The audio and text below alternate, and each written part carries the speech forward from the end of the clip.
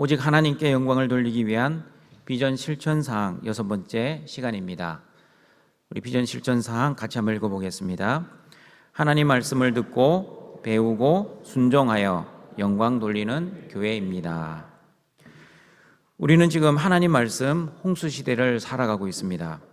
핸드폰이나 TV를 틀면 자기가 원하는 목사님의 설교를 언제든지 들을 수 있습니다.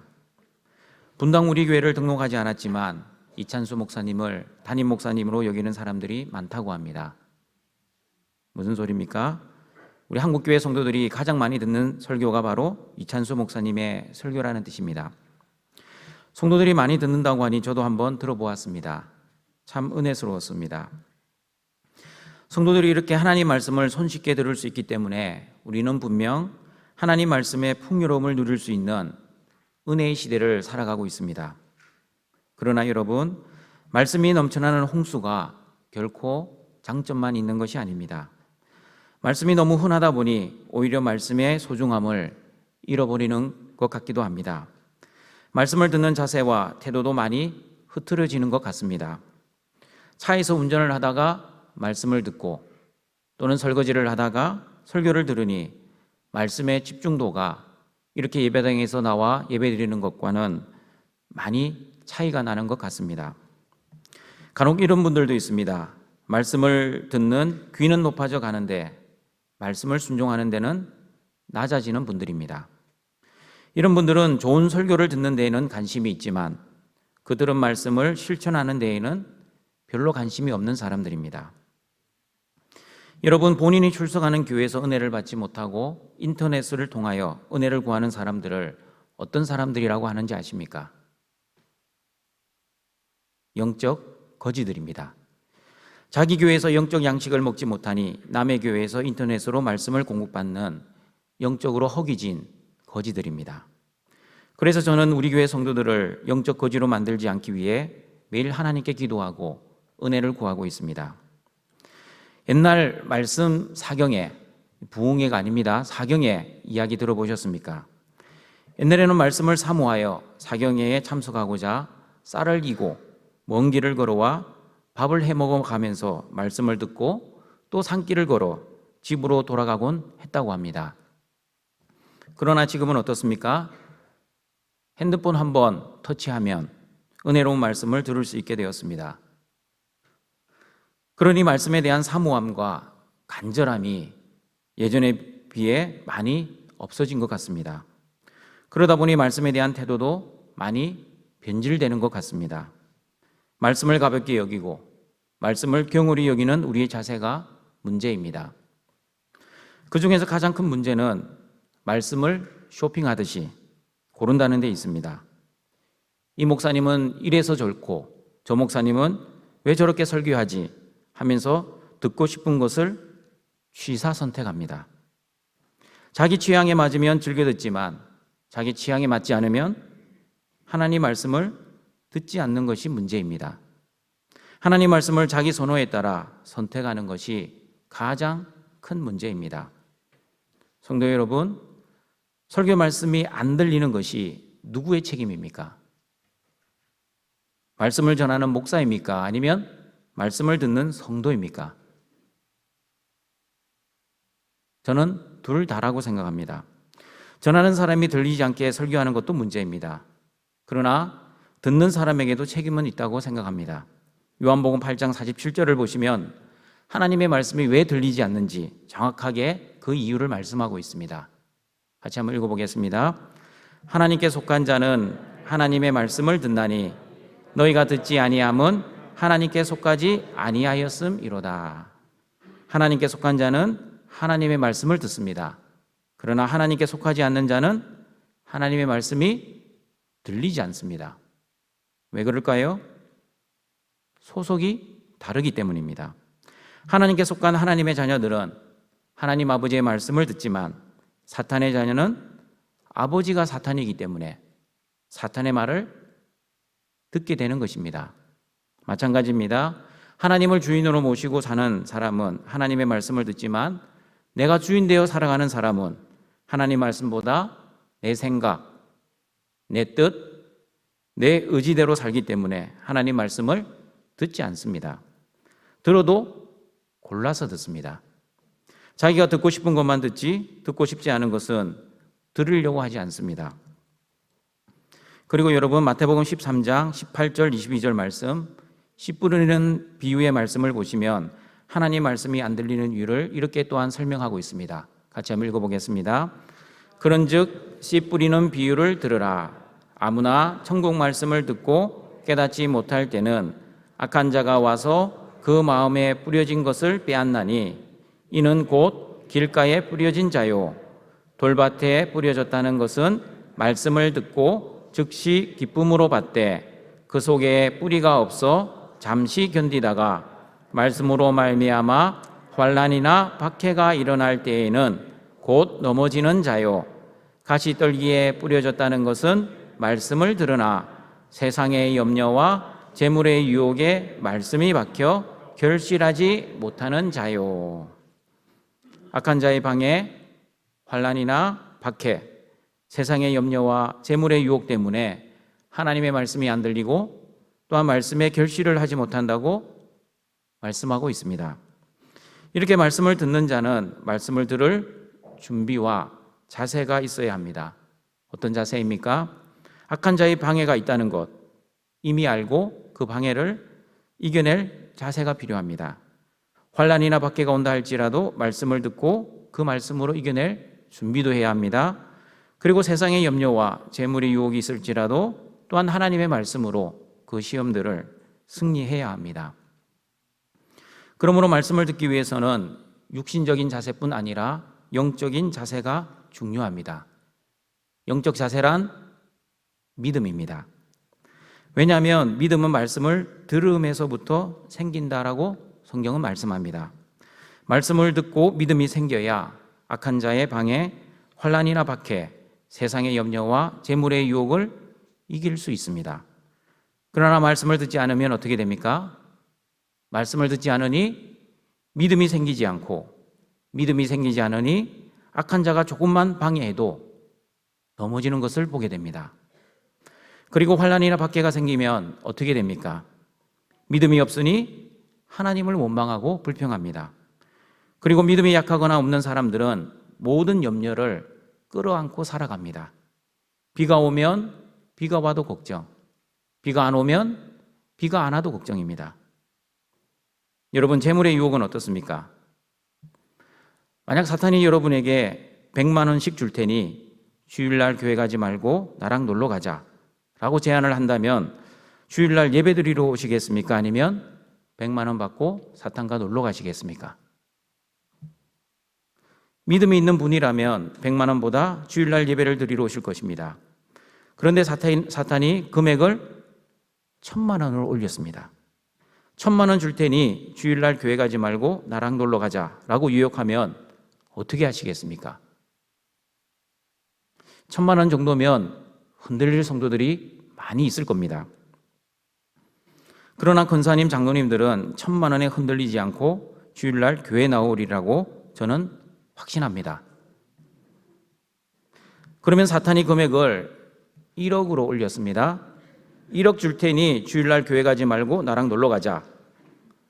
자, 우리 이 자리에 계신 권사님, 장로님 여러분, 1억입니다. 교회 나오시겠습니까? 아니면 1년 52주 중에서 한 주 빠진다고 무슨 문제가 있겠어?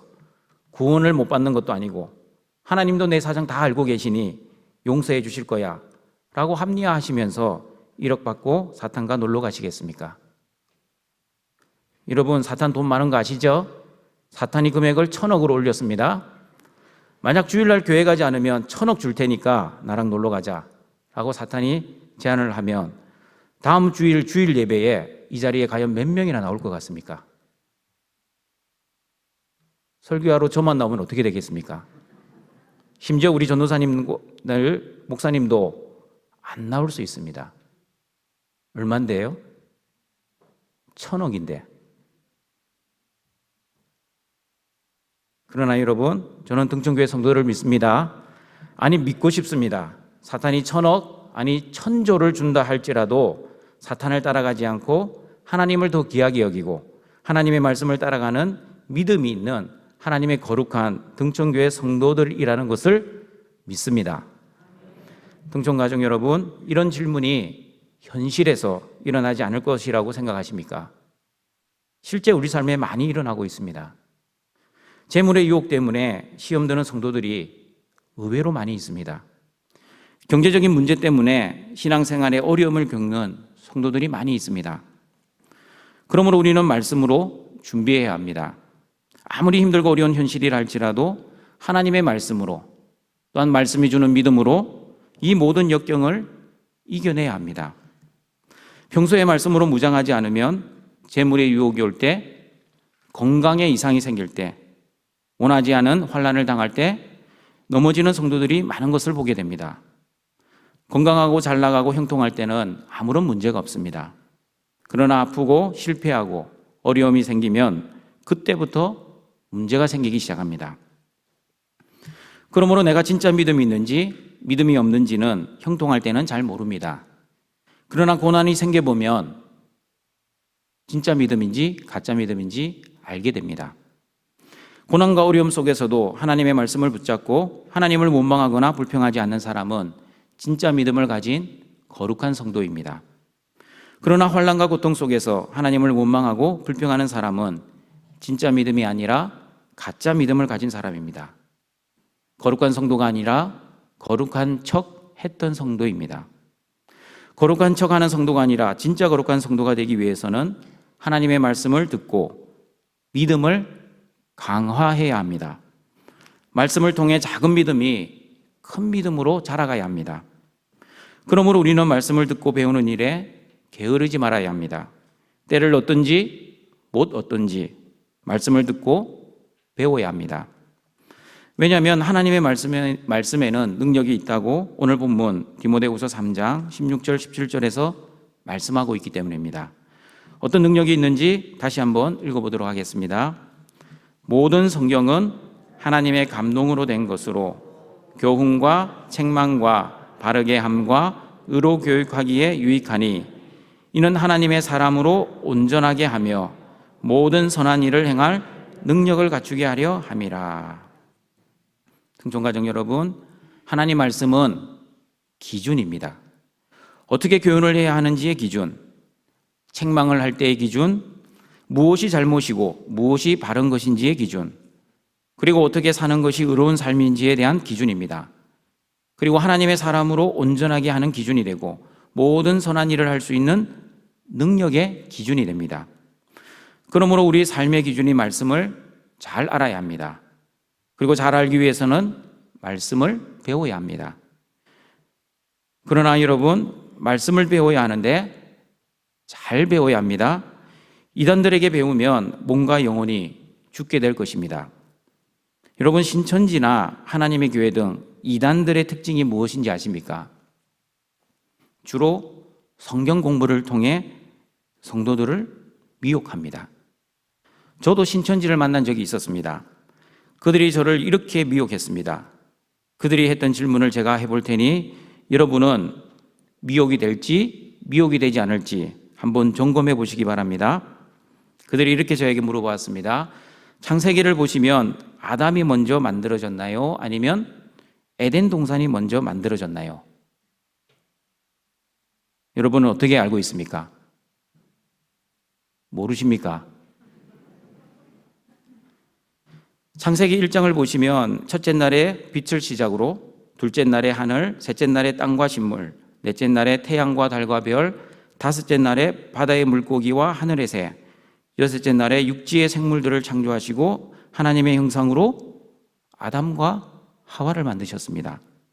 그러면 누가 먼저입니까? 에덴 동산이 먼저 만들어지고 사람이 가장 마지막으로 창조되었다라고 알고 있습니다. 그런데 신천지는 창세기 2장 7절과 8절 말씀을 저에게 보여주면서 읽어보라고 했습니다. 사람이 먼저인지 에덴 동산이 먼저인지 유념해서 한번 읽어보시길 바랍니다. 같이 한번 읽어보겠습니다. 여호와 하나님이 땅의 흙으로 사람을 지으시고 생기를 그 코에 불어넣으시니 사람이 생명이 되니라. 여호와 하나님이 동방의 에덴에 동산을 창설하시고 그 지으신 사람을 거기 두시니라. 에덴이 먼저입니까? 사람이 먼저입니까? 창세기 2장 7절과 8절에 의하면요. 7절 다시 한번 보여주세요. 7절에 보시면 여호와 하나님이 땅의 흙으로 사람을 지으셨죠. 8절 넘겨주세요. 여호와 하나님이 동방의 에덴의 동산을 창설하시고 그 지으신 7절에 지었던 그 사람을 8절에 에덴 동산에 두었습니다. 그러면 에덴이 먼저입니까? 사람이 먼저입니까? 사람이 먼저잖아요. 그래서 신천지는 이렇게 저에게 미혹을 했습니다. 당신이 알고 있는 순서, 에덴 동산을 먼저 만드시고 사람을 지은 것이 아닙니다. 당신이 다니고 있는 교회에서는 이런 부분은 가르쳐 주지 않습니다. 그러니 우리 교회에 오시면 수많은 성경의 비밀을 알 수 있습니다. 저도 예전에는 몰랐지만 성경 공부를 통해 성경의 비밀을 알게 되었습니다. 그러니 나랑 같이 성경 공부하러 가지 않으실래요? 등촌가정 여러분, 성경 공부할 마음이 생겼습니까?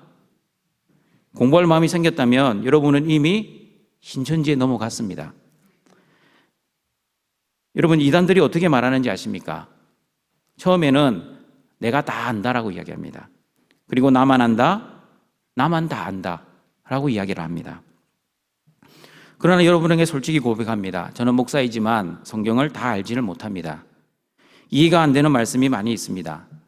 그래서 다른 목사님이 어떻게 해석하셨는지 주석서를 찾아보기도 합니다. 어떤 말씀은 똑같은 말씀인데 볼 때마다 새롭습니다. 저번에는 이런 뜻으로 은혜를 주셨는데 이번에는 다른 뜻으로 은혜를 주실 때가 한두 번이 아닙니다. 신천지 질문에 답을 드리겠습니다. 만약에 답을 드리지 않으면 여러분이 직접 신천지를 찾아가서 답을 물어볼 것 같아서 걱정이 되기 때문입니다. 여러분, 창세기 2장 7절과 8절 말씀은 창조의 순서를 알려주기 위한 말씀이 아닙니다. 창세기 2장의 말씀은 창세기 1장 창조 순서와는 달리 구속사적인 관점에서 타락 이전인 첫 가정인 아담과 하와의 창조 과정을 설명하고 에덴 동산에서 하나님과 교제하며 살았다는 것을 알려주시기 위해서 기록된 것입니다. 그러므로 신천지의 미혹 질문에 넘어가지 마시길 바랍니다. 이렇게 신천지 유혹에 넘어가지 않으려면 우리는 어떻게 해야 합니까? 말씀을 들을 뿐 아니라 말씀을 잘 배워야 합니다. 말씀을 배우지 않으면 이단에 넘어갈 뿐 아니라 자신이 이단이 되기도 합니다. 그러므로 여러분 자신이 자의적으로 성경을 해석하지 마십시오. 2단뿐 아니라 3단, 4단도 될 수 있습니다. 이렇게 이단이 되지 않기 위해서는 말씀을 잘 배워야 합니다. 감사하게도 우리 등촌교회는 하나님 말씀을 배울 기회가 많은 교회입니다. 새신자 교육, 양육, 기초제자, 제자훈련, 사역자훈련, 중보기도 훈련, 전도 폭발 훈련을 통해 하나님 말씀을 배울 기회가 많이 있습니다. 그리고 여러분, 이렇게 설교를 듣는 이 예배 시간도 말씀을 배우는 가장 좋은 시간이라는 것 아십니까? 예배 가운데 주시는 하나님의 말씀을 통해 우리는 하나님의 마음과 하나님의 뜻을 배울 수 있기 때문입니다. 그러므로 여러분, 예배에는 능력이 있습니다. 하나님의 말씀으로 인생의 방향을 끝낼 수 있고 신앙의 방향을 끝낼 수 있기 때문입니다.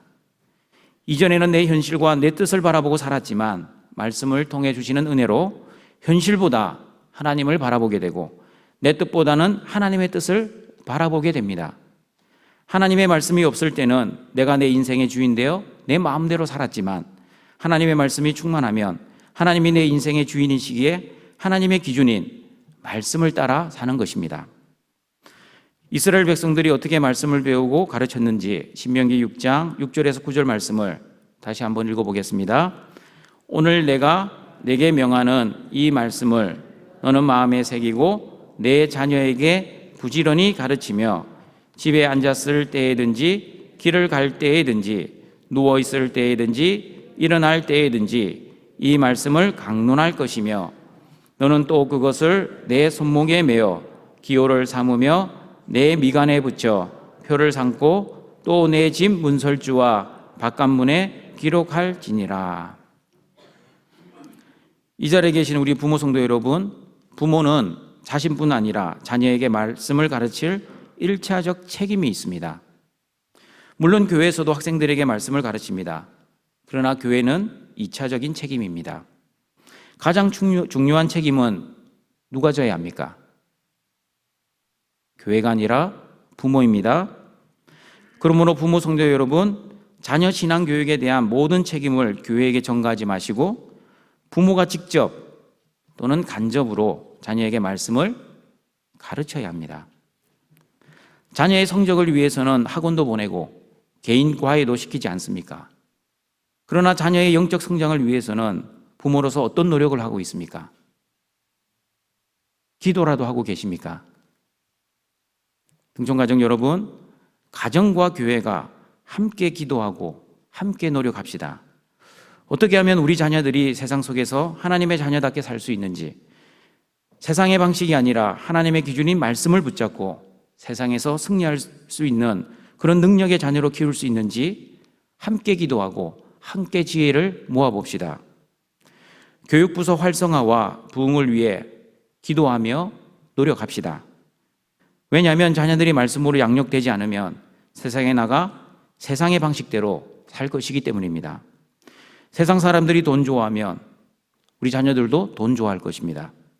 세상 사람들이 성공을 위해 살면 우리 자녀들도 성공을 위해 무슨 수단과 방법을 가리지 않고 그렇게 살 것입니다. 부모들이 돈을 벌기 위해 주일예배에 빠지는 것을 마땅하다고 생각하면 우리 자녀들도 성적 올리기 위해 주일날 예배 빠지고 학원 가는 것 당연하다고 생각합니다. 방학 때 성적 향상을 위해 기숙학원 간다고 수련회에 빠지는 학생들을 보았습니다.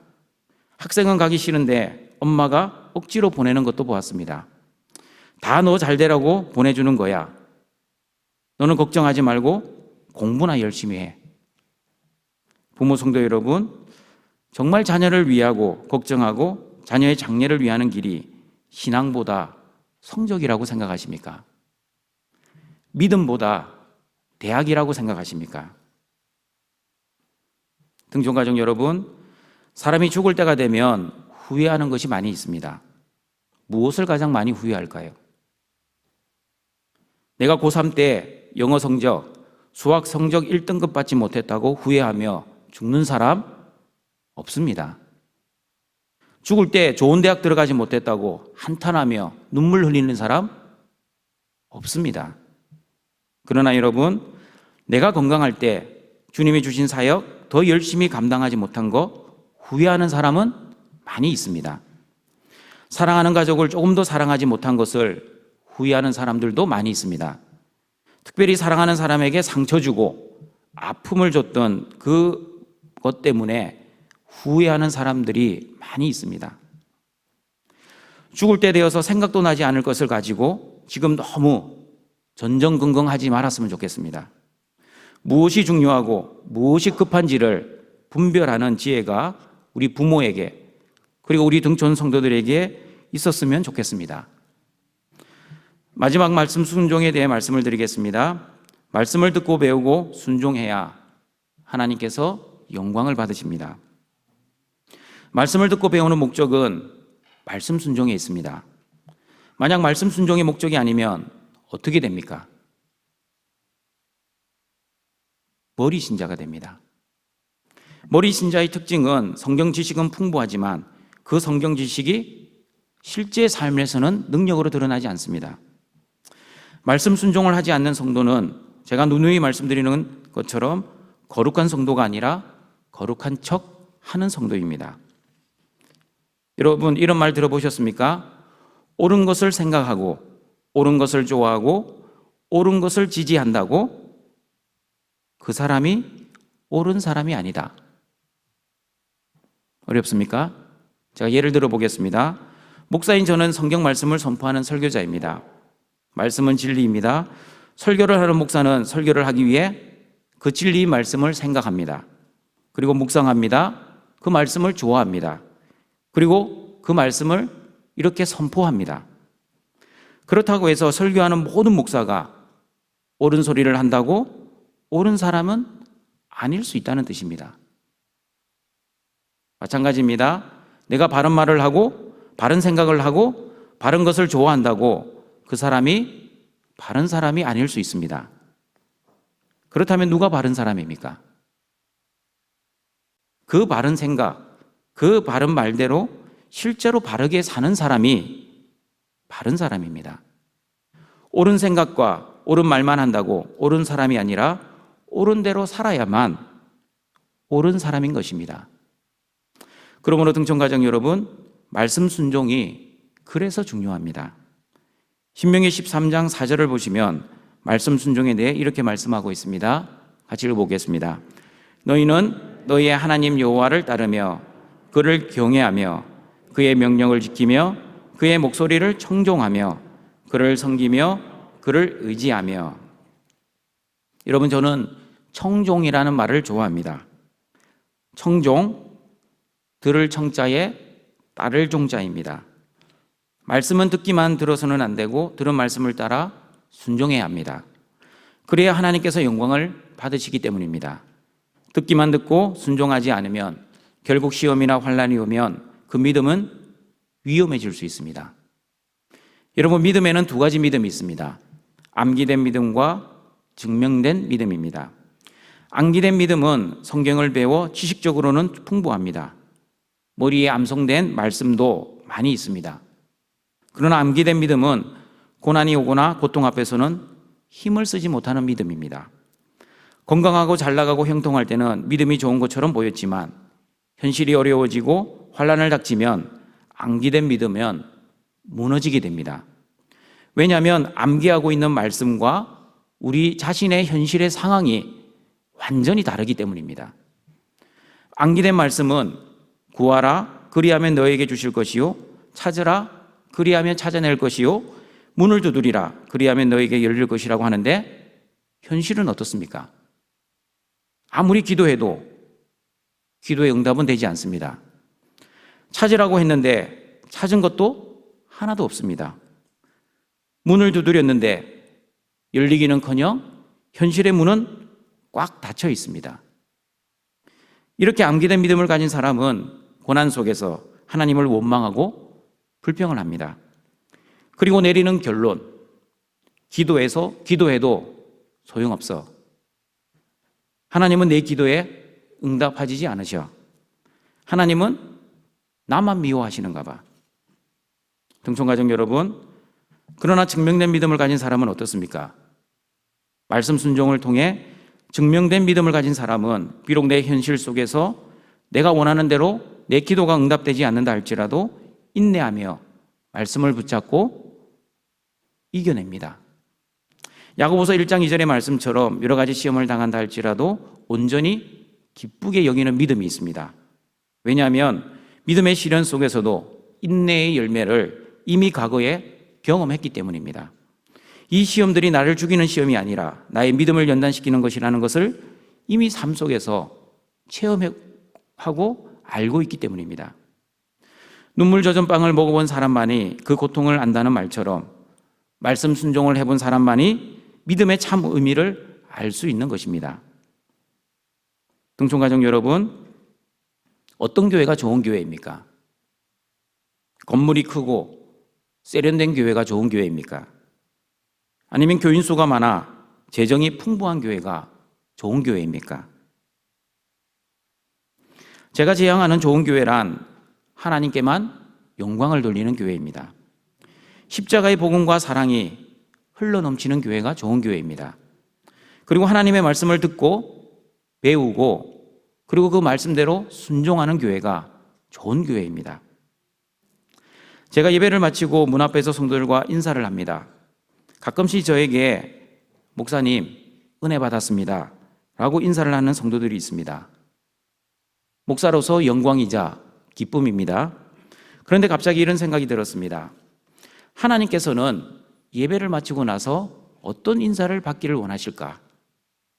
목사님 은혜 많이 받았습니다 보다는 목사님 주신 말씀의 은혜대로 순종하며 살겠습니다 라는 인사를 하나님께서는 더 원하실 것 같았습니다. 자칫 잘못하면 목사님 은혜 많이 받았습니다 라는 인사는 하나님께 돌려야 할 영광을 목사인 제가 가로챈 것 같은 그런 두려운 생각이 들었기 때문입니다. 그러므로 사랑하는 등촌가족 여러분, 만약에 설교를 통해 하나님의 은혜를 받으셨다면 앞으로 저에게 목사님, 말씀대로 순종하겠습니다 라고 인사를 해 주십시오. 한번 따라해 보겠습니다. 목사님, 말씀대로 순종하겠습니다. 하나님께 영광을 돌리기 위해서는 우리는 인사도 조심스럽게 했으면 좋겠습니다. 여러분, 저도 알고 있습니다. 목사님 은혜 많이 받았습니다 라는 인사는 때로는 형식적인 인사일 수도 있고, 그리고 목사인 저를 격려해 주시고자 하는 성도의 배려라는 것도 알고 있습니다. 그러나 목사는 영광을 받는 사람이 아닙니다. 영광을 받아서도 안 됩니다. 목사도 하나님께 영광을 돌려야 하고 모든 성도들도 하나님께만 영광을 돌려야 한다는 것을 기억하시고 사람이 아니라 하나님께만 영광을 돌리시는 우리 등촌의 가족들이 되시길 바랍니다. 말씀을 정리하겠습니다. 믿음이란 현실의 상황을 붙잡는 것이 아니라 하나님의 말씀을 붙잡는 것입니다. 하나님의 말씀은 삶의 기준입니다. 그러므로 하나님의 말씀은 우리가 어떻게 살아야 하는지, 심지어 우리가 어떻게 죽어야 하는지에 대한 기준입니다. 말씀을 들어야 믿음이 생기고, 믿음이 생겨야 현실의 상황을 이겨낼 수 있습니다. 현실의 상황을 이겨내기 위해 지속적으로 말씀을 읽고 묵상하고 배워야 합니다. 그리고 그 배운 말씀을 자녀들에게, 그리고 우리 성도들에게 가르쳐 지키게 해야 합니다.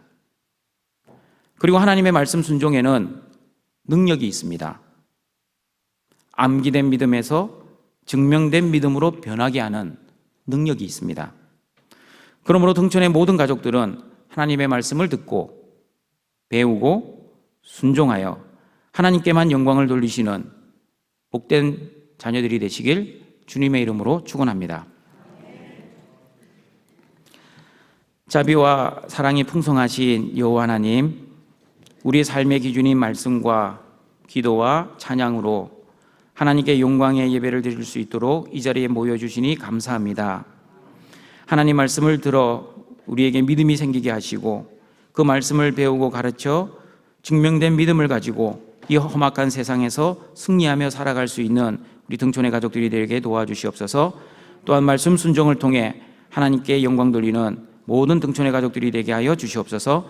예수님의 이름으로 기도하옵나이다. 아멘.